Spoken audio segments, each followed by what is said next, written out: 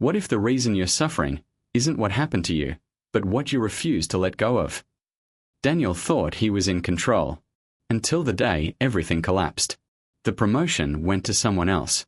The woman he loved stopped replying. His friends slowly disappeared when he stopped being useful. And suddenly, his worth felt negotiable. He stared at his reflection in a dark window one night and asked himself, if everything I'm attached to disappears, who am I? That question changed his life. This is the moment detachment begins. Principle 1. The illusion of control. Daniel believed success meant control. Control over money. Control over relationships. Control over reputation. He checked his phone every 5 minutes. He replayed conversations in his head. He imagined worst-case scenarios before sleeping. His peace depended on outcomes. And outcomes were never in his hands. That's when he discovered the philosophy of Stoicism. The first lesson hit him hard. There are things you can control, and there are things you cannot. His thoughts? Yes. His reactions? Yes. Other people? Never. He realized something terrifying. His entire identity was built on things he couldn't control. And that's why he was always anxious. Detachment isn't about not caring. It's about caring only about what is truly yours. For the first time, Daniel stopped trying to manage the world. He started managing himself. Principle 2. The pain of attachment. Detachment is born from pain.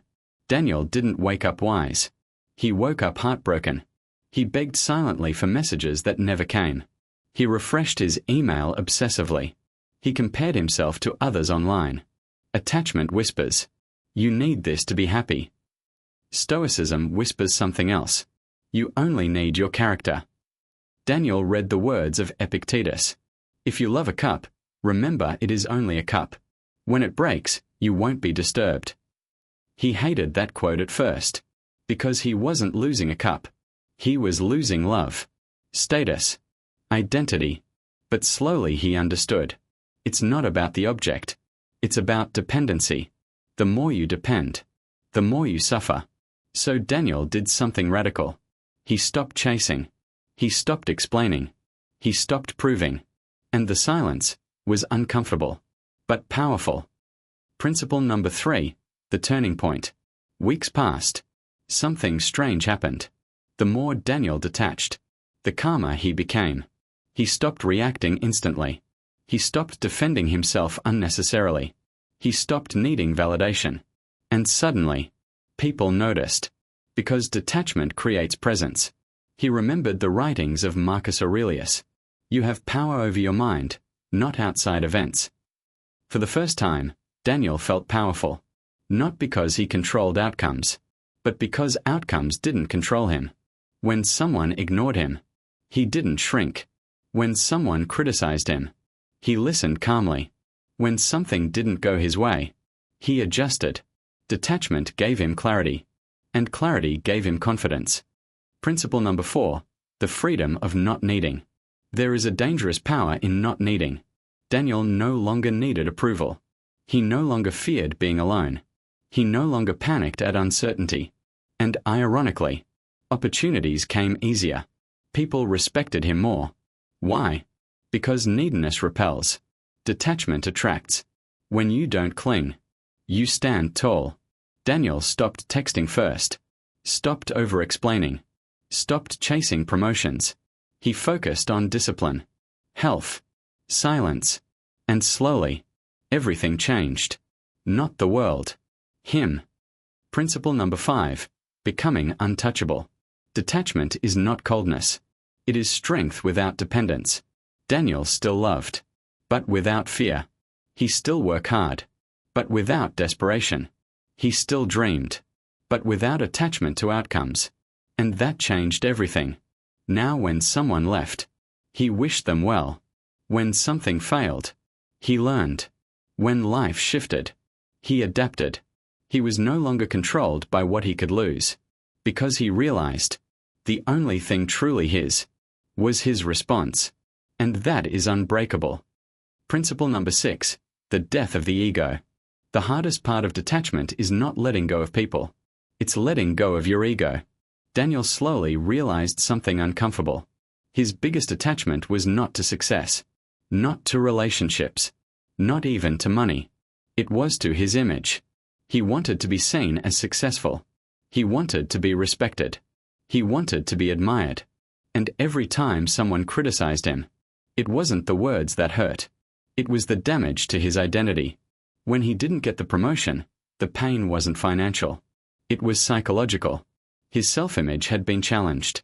That's when he went deeper into Stoicism.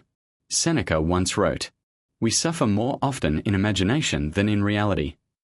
Daniel realized his suffering wasn't coming from events. It was coming from the story he told himself about those events.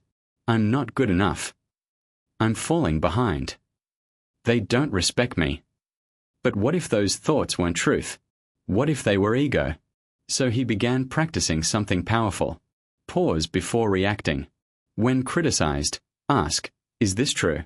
If it was true, improve. If it wasn't, ignore. No drama.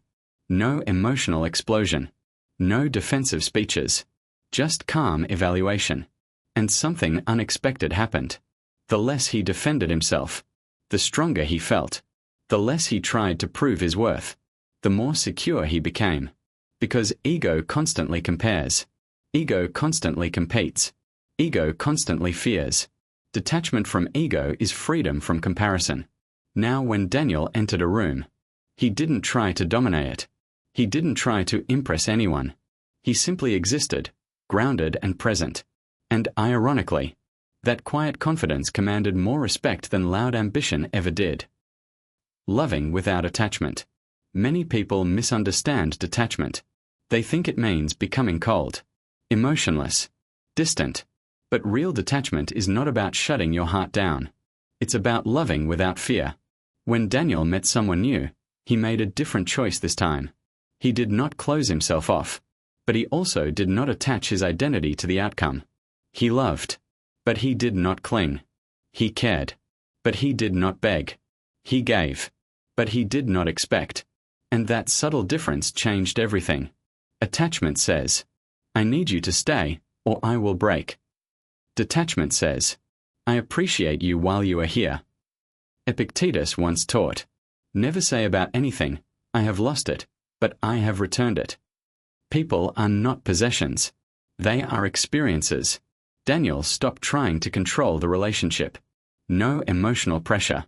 No overtexting. No insecurity-driven reactions. And surprisingly, the relationship felt lighter, healthier, more stable. Why? Because fear was gone.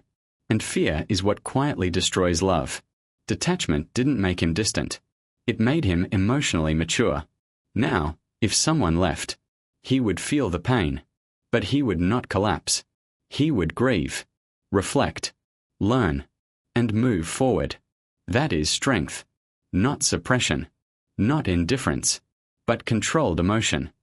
Daniel didn't become emotionless. He became stable. He didn't stop loving. He stopped fearing loss. He didn't stop dreaming. He stopped attaching his worth to outcomes. And that changed everything. Because the moment you understand that nothing outside you is permanent, you stop building your identity on temporary things. Detachment is not the absence of passion. It is the absence of dependency. And dependency is the root of suffering. When you master detachment, rejection doesn't break you. Failure doesn't define you. Criticism doesn't control you. Loss doesn't destroy you. Because your center is internal. And internal power is untouchable.